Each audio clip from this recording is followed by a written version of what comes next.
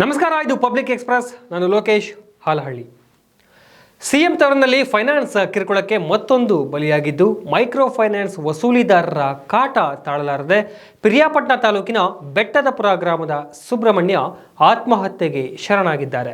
Micro finance ವಸೂಲಿದಾರರ ಕಾಟ ತಾಳಲಾರದೆ ವ್ಯಕ್ತಿ ಆತ್ಮಹತ್ಯೆ ಮಾಡಿಕೊಂಡಿದ್ದಾರೆ. ಮೈಕ್ರೋ ಫೈನಾನ್ಸ್ ಹಾವಳಿ ವಿರುದ್ಧ ಸರ್ಕಾರ ತೀವ್ರ ಎಚ್ಚರಿಕೆ ನೀಡಿದಾಗಿಯೂ ಅವರ ಹಾವಳಿ ಮಾತ್ರ ನಿಂತಿಲ್ಲ. ಜಿಲ್ಲೆಯಲ್ಲಿ ಮೈಕ್ರೋ ಫೈನಾನ್ಸ್ ಹಾವಳಿಗೆ ಬೆದರಿ ಇಂದು ಜಿಲ್ಲೆಯಲ್ಲಿ 3ನೇ ಬಲಿಯಾಗಿದೆ. ಪಿರಿಯಾಪಟ್ಟಣ ತಾಲೂಕಿನ ಬೆಟ್ಟದಪುರ ಗ್ರಾಮದ ಬಸವೇಶ್ವರ ಕಾಲೋನಿಯ ನಿವಾಸಿ ಸುಬ್ರಹ್ಮಣ್ಯ ಬಿನ್ ನಾಗರಾಜು ಎಂಬಾತ ಆತ್ಮಹತ್ಯೆ ಮಾಡಿಕೊಂಡಿರುವ ದುರ್ದೈವಿ. ಮೈಕ್ರೋ ಫೈನಾನ್ಸ್ ಸಿಬ್ಬಂದಿಗಳು ಮಾನಹಾನಿಕಾರಕ ಶಬ್ದ ಬಳಕೆ ಮಾಡಿ ಅವಾಚ್ಯ ಶಬ್ದಗಳಿಂದ ನಿಂದಿಸುತ್ತಿದ್ದಾರೆ. ಇದನ್ನು ಸಹಿಸಲಾರದೆ ಸುಬ್ರಹ್ಮಣ್ಯ ಆತ್ಮಹತ್ಯೆಗೆ ಶರಣಾಗಿದ್ದಾನೆ. ಮೃತ ವ್ಯಕ್ತಿಗೆ ಪತ್ನಿ ಮತ್ತು 2 ಮಕ್ಕಳಿದ್ದಾರೆ ಎನ್ನಲಾಗ್ತಿದೆ. ದಿಕ್ಕಪ್ಪಲ ಮಾಡಾಗ ಆ ದುಡ್ಡು ಎಲ್ಲಿಂದ ಬಂತು? ಗೌರ್ಮೆಂಟ್ ಅಲ್ಲಿಂದ ಎಲ್ಲಿಂದ ಬಂತು ಆ ದುಡ್ಡು? ಎಲ್ಲಿಂದ? ಅವರೇ ಪ್ರಿಂಟ್ ಮಾಡಿದ ಇಲ್ಲ ಅವ್ರನ್ನೇ ರದ್ದು ಮಾಡಾಕಿ ಬರಬಾರ್ದು. ನಮ್ಮೂರಿಗೆ ಸಂಘ ಕೊಡಬಾರ್ದು. ಅವರು ಇಲ್ಲ. ಆ ಮಕ್ಕಳು ನೋಡಿದ್ರೆ ಒಟ್ಟು ಇರ್ತಿದೆ. ಪಾಪ ಅಷ್ಟಿಷ್ಟ ಮಕ್ಕಳು ಕಳ್ಕೊಂಡು ಅವಳು ಏನು ಮಾಡಬೇಕು?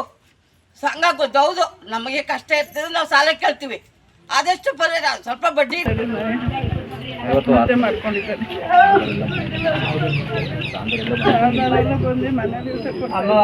ಓದೋ ಅಭ್ಯಾಸಕ್ಕೆಲ್ಲ ಅವರೇ ಕಾರಣ ಆಗಬೇಕು.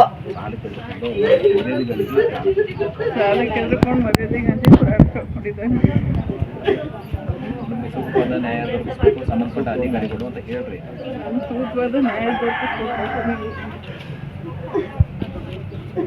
ಮಕ್ಕಳ ಪರಿಸ್ಥಿತಿ ಏನಾಗಬೇಕು? ನೀವು ಮನೆ ಸೀಜ್ ಮಾಡಿದಿರಲ್ಲಪ್ಪ, ನೀವು ಕೋರ್ಟಿಂದ ಏನು ನೋಟಿಸ್ ಹಾಕಿದ್ರೆ ನೀವು ಇವ್ರಿಗೆ ಎಷ್ಟು ತೀರ್ ನೋಟಿಸ್ ಹಾಕ್ಬೇಕು? ನೀವು 3 ಸಲ 4 ಸಲ ನೋಟಿಸ್ ಮಾಡಿ ಆಮೇಲೆ ಸೀಜ್ ಮಾಡಬೇಕು.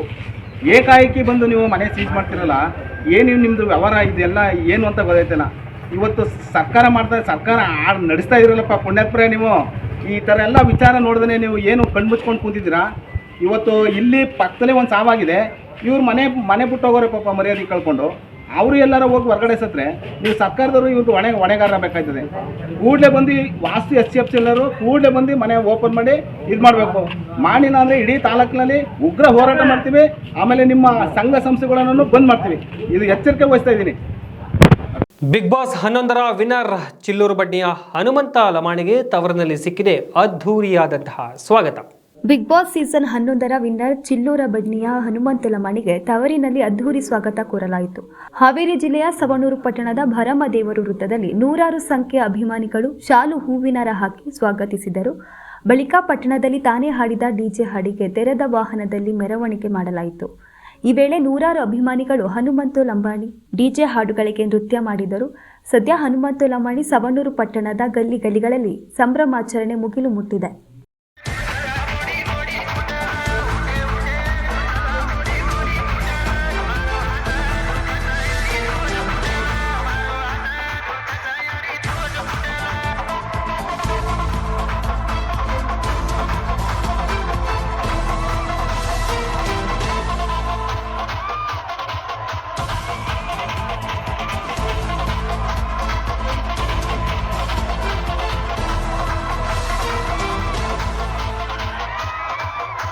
HD ಕೋಟೆ ತಾಲೂಕಿನ ಹ್ಯಾಂಡ್ ಪೋಸ್ಟ್ ಸರ್ಕಲ್ನಲ್ಲಿ ತಪ್ಪಿದ ಭಾರೀ ಅನಾಹುತ. ಓರ್ವ ವೃದ್ಧೆ ಹಾಗೂ ಯುವಕ ರಸ್ತೆ ಅಪಘಾತದಿಂದ ಕ್ಷಣಾರ್ಧದಲ್ಲಿ ಪಾರಾಗಿದ್ದಾರೆ. ಮೈಸೂರು ಜಿಲ್ಲೆ HD ಕೋಟೆ ತಾಲೂಕಿನ ಹ್ಯಾಂಡ್ ಪೋಸ್ಟ್ ಸರ್ಕಲ್ನಲ್ಲಿ ತಪ್ಪಿದ ಭಾರೀ ಅನಾಹುತದಿಂದ ಓರ್ವ ವೃದ್ಧೆ ಹಾಗೂ ಯುವಕ ರಸ್ತೆ ಅಪಘಾತದಿಂದ ಪಾರಾಗಿದ್ದಾರೆ. ಒಂದೇ ಸರ್ಕಲ್ 2 KSRTC ಬಸ್, 2 ಅದೃಷ್ಟವಶಾತ್ ಬಚಾವಾಗಿದ್ದಾರೆ. ಸ್ವಲ್ಪ ಯಾಮಾರಿದ್ರೆ ಹೋಗ್ತಿತ್ತು 2 ಜೀವ. ಬಸ್ ಬರುತ್ತಿದ್ದರೂ ರಸ್ತೆ ದಾಟಲು ಮುಂದಾದ ವೃದ್ಧೆ ಚಾಲಕನ ಸಮಯ ಪ್ರಜ್ಞೆಯಿಂದ ವೃದ್ಧೆ ಪ್ರಾಣಾಪಾಯದಿಂದ ಪಾರಾಗಿದ್ದಾಳೆ. ದಿನಾಂಕ 24ರಂದು KSRTC ಬಸ್ ಡಿಕ್ಕಿಯಿಂದ ಕೂದಲೆಳೆ ಅಂತರದಲ್ಲಿ ವೃದ್ಧೆ ಪಾರಾಗಿದ್ದಾಳೆ. ಮರುದಿನ 25ರಂದು ಹ್ಯಾಂಡ್ ಪೋಸ್ಟ್ ಸರ್ಕಲ್ನಲ್ಲಿ ವೇಗವಾಗಿ ಬಂದ KSRTC ಬಸ್ ಟರ್ನ್ ಮಾಡುತ್ತಿದ್ದರೂ ಬಸ್ ನೋಡದೆ ಯುವಕ ರಸ್ತೆ ದಾಟಲು ಮುಂದಾಗಿದ್ದಾನೆ. ಇದರಿಂದ ಬಸ್ ಡಿಕ್ಕಿ ಹೊಡೆದರೂ ಪಲ್ಟಿ ಹೊಡೆದು ಯುವಕ ಕೂದಲೆಳೆ ಅಂತರದಲ್ಲಿ ಬಚಾವಾಗಿದ್ದಾನೆ.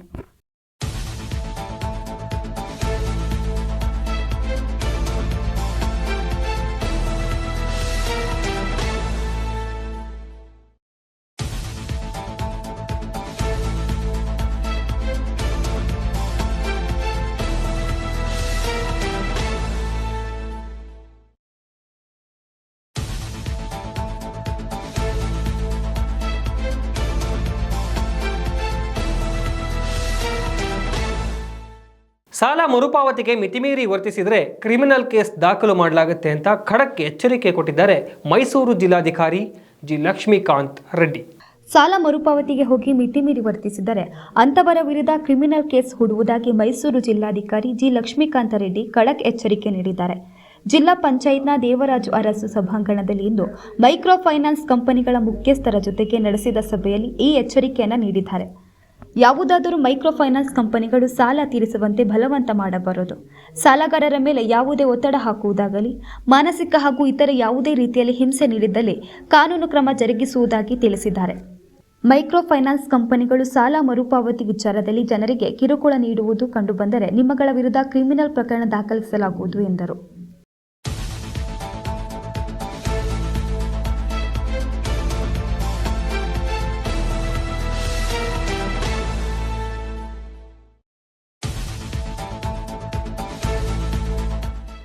ಪಬ್ಲಿಕ್ ಎಕ್ಸ್ಪ್ರೆಸ್ ಮುಂದುವರಿಯುವ ಒಂದು ಪುಟ್ಟ ವಿರಾಮದ ನಂತರ.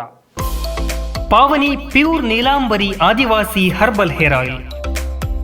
ಕೂದಲು ಬೆಳೆಸಲು ವೈದ್ಯರಿಗೆ ಸಾವಿರಾರು ರೂಪಾಯಿ ಕೊಟ್ಟು ಕಳ್ಕೊಂಡ್ರಾ? ಸಿಕ್ಕ ಔಷಧಗಳು ಆಯಿಲ್ಗಳನ್ನು ಬಳಸಿ ಆರೋಗ್ಯ ಹಾಳು ಮಾಡಿಕೊಂಡಿದ್ದೀರಾ? ಕಾಸು ಹಾಳು ತಲೆಯೂ ಬೋಳು ಅನ್ನೋ ಪರಿಸ್ಥಿತಿ ನಿಮ್ಮದಾಗಿದೆಯಾ? ಅವರಿವರ ಸಲಹೆಗಳನ್ನು ಕೇಳಿ ನಿಮಗೆ ಸಾಕಾಗಿದೆಯಾ? ಆಸ್ಪತ್ರೆ ಔಷಧ ಅಂಗಡಿಗೆ ಅಲಿಯೋದನ್ನ ನಿಲ್ಲಿಸಿ. ದಟ್ಟ ಕೂದಲಿಗೆ Pavani pure Neelambari Adivasi herbal hair oil ಬಳಸಿ.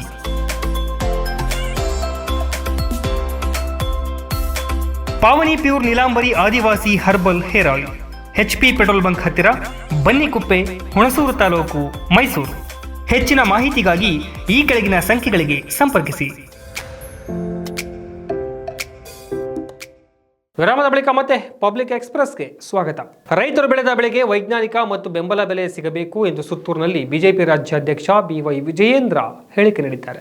ರೈತರು ಬೆಳೆದ ಬೆಳೆಗೆ ವೈಜ್ಞಾನಿಕ ಮತ್ತು ಬೆಂಬಲ ಬೆಲೆ ಸಿಗಬೇಕೆಂದು ಬಿಜೆಪಿ ರಾಜ್ಯಾಧ್ಯಕ್ಷ ಹಾಗೂ ಶಾಸಕ BY ವಿಜಯೇಂದ್ರ ಹೇಳಿದ್ದಾರೆ. ನಂಜನಗೂಡು ತಾಲೂಕಿನ ಸುತ್ತೂರು ಶ್ರೀ ಕ್ಷೇತ್ರದಲ್ಲಿ ನಡೆಯುತ್ತಿರುವ ಜಾತ್ರಾ ಮಹೋತ್ಸವದ ಭಜನಾ ವೇಳೆ ಸಮಾರೋಪ ಸಮಾರಂಭದಲ್ಲಿ ಮಾತನಾಡಿದ ಅವರು, ದೇಶ ವಿದೇಶದಲ್ಲೂ ಸುತ್ತೂರು ಮಠ ಖ್ಯಾತಿ ಪಡೆದಿದೆ. ಶ್ರೀ ಕ್ಷೇತ್ರದಲ್ಲಿ ಅನ್ನದಾಸೋಹ, ಆರೋಗ್ಯ, ಶಿಕ್ಷಣ, ಜ್ಞಾನದ ದಾಸೋಹವನ್ನು ನೀಡುತ್ತಾ ಬಂದಿದೆ. ವಿಜಯೇಂದ್ರನನ್ನು ವರುಣ ಕ್ಷೇತ್ರದ ಜನತೆ ಗುರುತಿಸಿದ್ದಾರೆ. ಅವರ ಪ್ರೀತಿಗೆ ನಾನು ಚಿರಋಣಿ. ಶ್ರೀ ಕ್ಷೇತ್ರದಲ್ಲಿ ನಡೆಯುತ್ತಿರುವ ಜಾತ್ರಾ ಮಹೋತ್ಸವದಲ್ಲಿ ಸಡಗರ ಆಡಂಬರಕ್ಕೆ ಸೀಮಿತವಾಗದೆ ನಾಡಿನ ಸಂಸ್ಕೃತಿ ಪರಂಪರೆಯನ್ನು ಬಿಂಬಿಸುತ್ತಿದೆ.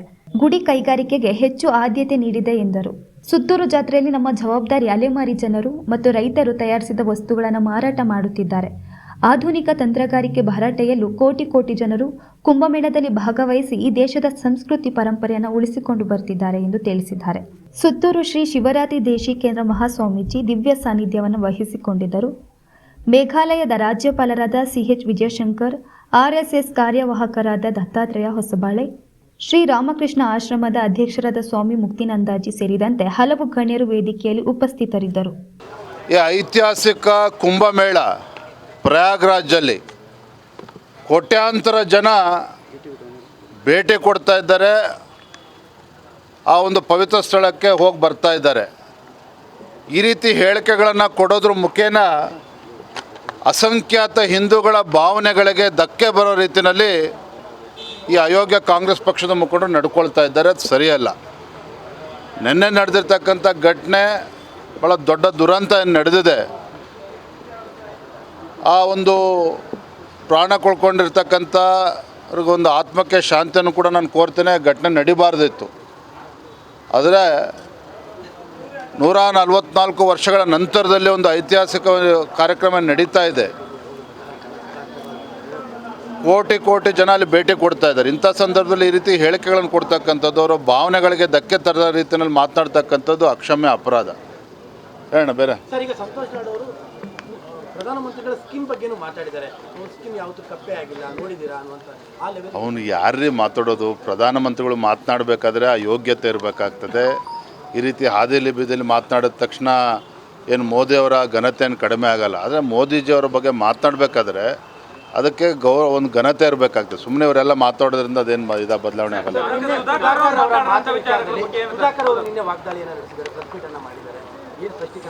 ಶಾಂತಿ ಸಾಕು, ಇನ್ನು ಮುಂದೆ ಯುದ್ಧ ಮಾಡ್ತಾ ಈ ಪದಗಳನ್ನೇ ಬಳಸಿದ್ದಾರೆ.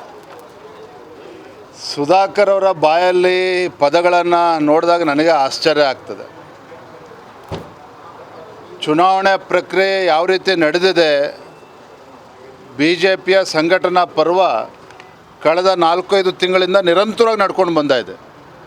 ಮಂಡಲ ಅಧ್ಯಕ್ಷರ ಆಯ್ಕೆ ಮಾಡಬೇಕಾದ್ರೆ ಯಾವ ಪ್ರಕ್ರಿಯೆ ಇದೆ, ಜಿಲ್ಲೆಯ ಅಧ್ಯಕ್ಷರು ಮಾಡಬೇಕಾದ್ರೆ ಯಾವ ಪ್ರಕ್ರಿಯೆ ಇದೆ, ಮತ್ತು ಇದೆಲ್ಲವೂ ಕೂಡ ಕೇಂದ್ರದಿಂದ ಬಂದಿರತಕ್ಕಂಥದ್ದು. ವಿಜೇಂದ್ರ ತೀರ್ಮಾನ ಮಾಡಿಲ್ಲ. ಚಿಕ್ಕಬಳ್ಳಾಪುರ ಜಿಲ್ಲೆಗೆ ಸೀಮಿತವಾಗಿ ಹೇಳೋದಾದರೆ, ನಮ್ಮ ಚುನಾವಣೆಯ ರಿಟರ್ನಿಂಗ್ ಆಫೀಸರ್, ರಿಟರ್ನಿಂಗ್ ಆಫೀಸರ್ ಆ ಜಿಲ್ಲೆಗೆ ಭೇಟಿಯನ್ನು ಕೊಟ್ಟು ಎಲ್ಲ ಪ್ರಮುಖರ ಒಂದು ಅಭಿಪ್ರಾಯವನ್ನು ಪಡೆದುಕೊಂಡು 3 ಹೆಸರುಗಳನ್ನು ಆಯ್ಕೆ ಮಾಡಿ ರಾಜ್ಯಕ್ಕೆ ಕಳಿಸ್ಕೊಟ್ಟಿದ್ದಾರೆ. ಅವರು ಕಳಿಸ್ಕೊಟ್ಟಿರ್ತಕ್ಕಂಥ ಹೆಸರುಗಳನ್ನು ಯಥಾವತ್ತಾಗಿ ದೆಹಲಿಗೆ ಕಳಿಸ್ಕೊಟ್ಟಿದ್ದೇವೆ. ದೆಹಲಿಯಿಂದ ಬಂದ ನಂತರದಲ್ಲಿ ಚುನಾವಣಾ ಪ್ರಕ್ರಿಯೆ ಮುಗಿಸಿ ನಿನ್ನೆ ಹೆಸರು ಘೋಷಣೆ ಆಗಿದೆ. ಬಹುಶಃ ಮಾಹಿತಿಯ ಕೊರತೆಯಿಂದಾಗಿ ಸುಧಾಕರ್ ಅವರು ಈ ರೀತಿ ಮಾತನಾಡಿದ್ದಾರೆ. ನಾನು ಬೆಳಗ್ಗೆನೂ ಕೂಡ ಹೇಳಿದ್ದೇನೆ, ಸುಧಾಕರ್ ಮಾತನಾಡಿದ್ದಾರೆ ಅಂತೇಳಿ ನಾನು ಅವ್ರ ಬಗ್ಗೆ ಬೇಸರ ವ್ಯಕ್ತಪಡಿಸ್ತಾ ಇಲ್ಲ. ಅನುಭವದ ಕೊರತೆ, ಮಾಹಿತಿಯ ಕೊರತೆಯಿಂದ ನನಗೆ ಆಗಿದೆ ಅಂತ ನನ್ನ ಭಾವನೆ. ಅವರು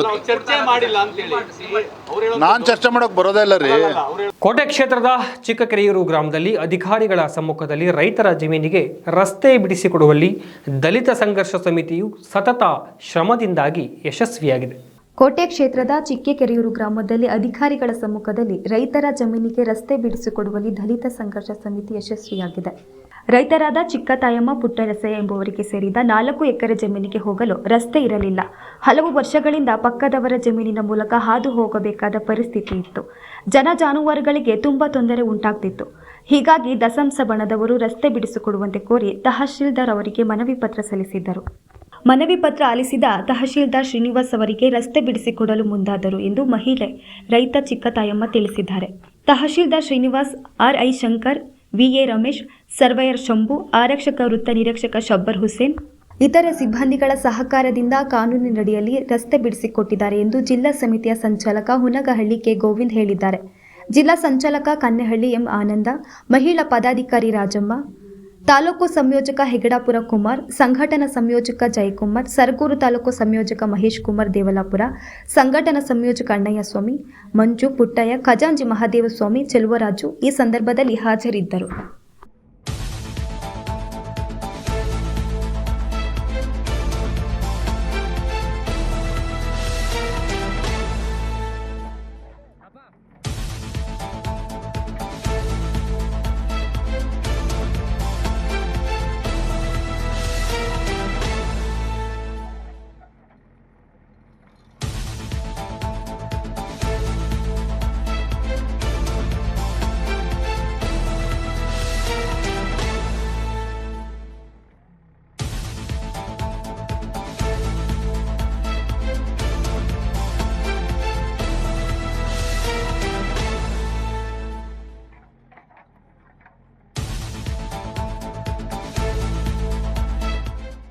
ಟಿ ನರಸೀಪುರ ತಾಲೂಕಿನ ಉಕ್ಕಲಗೆರೆ ಗ್ರಾಮ ಪಂಚಾಯಿತಿಗೆ ನೂತನ ಅಧ್ಯಕ್ಷರ ಚುನಾವಣೆಯನ್ನ ನಡೆಸಲಾಯಿತು.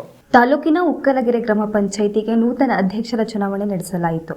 ನಿಕಟಪೂರ್ವ ಅಧ್ಯಕ್ಷರಾದ ಮಂಜುಳಾರವರ ರಾಜೀನಾಮೆಯಿಂದ ತೆರವಾದ ಸ್ಥಾನಕ್ಕೆ ನಾಗಲಾಂಬಿಕಾ ಮಾತ್ರ ನಾಮಪತ್ರ ಸಲ್ಲಿಸಿದ ಕಾರಣ ನೂತನ ಅಧ್ಯಕ್ಷರಾಗಿ ನಾಗಲಾಂಬಿಕಾ ಅವಿರೋಧವಾಗಿ ಆಯ್ಕೆಯಾದರು. ಈ ಸಂದರ್ಭದಲ್ಲಿ ಮಾತನಾಡಿದ ಕಾಂಗ್ರೆಸ್ ಮುಖಂಡರಾದ ಬಸವಣ್ಣರವರು, ನಾಗಲಾಂಬಿಕರವರು ಅಧ್ಯಕ್ಷರಾಗಲು ಸಹಕರಿಸಿದ ಎಲ್ಲ ಸದಸ್ಯರಿಗೂ ಹಾಗೂ ಪಕ್ಷದ ಮುಖಂಡರಿಗೆ ಮತ್ತು ಜಿಲ್ಲಾ ಉಸ್ತುವಾರಿ ಸಚಿವರಾದ HC ಮಹದೇವಪ್ಪ, ಲೋಕಸಭೆ ಸದಸ್ಯರಾದ ಸುನಿಲ್ ಬೋಸ್ ಅವರಿಗೆ ಧನ್ಯವಾದ ತಿಳಿಸುತ್ತಾ ನೂತನ ಅಧ್ಯಕ್ಷರಿಗೆ ಎಲ್ಲ ಸದಸ್ಯರ ಸಹಕಾರದೊಂದಿಗೆ ಗ್ರಾಮ ಪಂಚಾಯಿತಿ ಅಭಿವೃದ್ಧಿಪಡಿಸುವ ನಿಟ್ಟಿನಲ್ಲಿ ಕೆಲಸ ಮಾಡಬೇಕು ಎಂದು ಸಲಹೆ ನೀಡಿದರು. ಇನ್ನು ಈ ಸಂದರ್ಭದಲ್ಲಿ ಉಪಾಧ್ಯಕ್ಷ ಶಿವಮ್ಮ, ಮಾಜಿ ಅಧ್ಯಕ್ಷ ಮಂಜುಳಾ, M ನಿಂಗರಾಜು ಹಾಗೂ ರವಿಶಂಕರ್ ಸೇರಿದಂತೆ ಮತ್ತಿತರ ಸದಸ್ಯರು ಉಪಸ್ಥಿತರಿದ್ದರು. ಮಲ್ಲಪ್ಪನವ್ರಿಗೆ ಅಭಿನಂದನೆಗಳು. ಹಾಗೆ ಗ್ರಾಮ ಪಂಚಾಯತಿ ಸದಸ್ಯರು ಒತ್ತು ಕೊಟ್ಟಿರ್ತಕ್ಕಂಥ ಶಿವಮ್ಮನವರು, ಮಾದೇವಮ್ಮನವರು, ಲತಾ ಮಂಜುನಾಥ್ ಅವರು, ಮಂಜುಳಾ ನಾಗೇಂದ್ರ ಅವರು, ರವಿ ಅವರು, ನಿಂಗರಾಜ್ ಅವರು ಅಭಿನಂದನೆ ಸಲ್ಲಿಸೋಣ. ಹಾಗೆ ಇಲ್ಲಿನ ಮುಖಂಡರಿಗೂ ಕೂಡ ಒತ್ತು ಕೊಟ್ಟು ಗ್ರಾಮ ಪಂಚಾಯತಿ ಅಭಿವೃದ್ಧಿಗೆ ಸಹಕಾರ ನೀಡತಕ್ಕಂಥ ಎಲ್ಲರಿಗೂ ಕೂಡ ಅಭಿನಂದನೆ. ಹಾಗೆ ನಮ್ಮ ನಾಯಕರು, ಸಮಾಜ ಕಲ್ಯಾಣ ಸಚಿವರು, ಈ ರಾಜ್ಯದ ಪ್ರಭಾವಿ ನಮ್ಮ ನಾಯಕರಾಗ್ತಕ್ಕಂಥ ಮಾದೇವಪ್ಪನವರು, ಈ ಭಾಗದ ಜನಪ್ರಿಯ ಯುವ ನಾಯಕರು ಸುನಿಲ್ ಬೋಸ್ರವರು ಈ ಭಾಗಕ್ಕೆ ಅನೇಕ ಕಾಮಗಾರಿಗಳಿಗೆ ಒತ್ತು ಕೊಡ್ತಾ ಇದ್ದಾರೆ. ಅವ್ರಿಗೆ ಅಭಿನಂದನೆ ಸಲ್ಲಿಸೋಕ್ಕೆ ಇಷ್ಟಪಡ್ತಾ ಇದ್ದಾರೆ ಬಂಧುಗಳೇ. ಹೆಸರಿಯಾಗಿತ್ತು ಇವತ್ತಿನ ಪಬ್ಲಿಕ್ ಎಕ್ಸ್ಪ್ರೆಸ್. ಮತ್ತಷ್ಟು ಅಪ್ಡೇಟ್ಸ್ಗಳಿಗಾಗಿ ನೋಡ್ತಾ ಇರಿ ಪಬ್ಲಿಕ್ ವಾಯ್ಸ್. ಇದು ನಿಮ್ಮ ಧ್ವನಿ.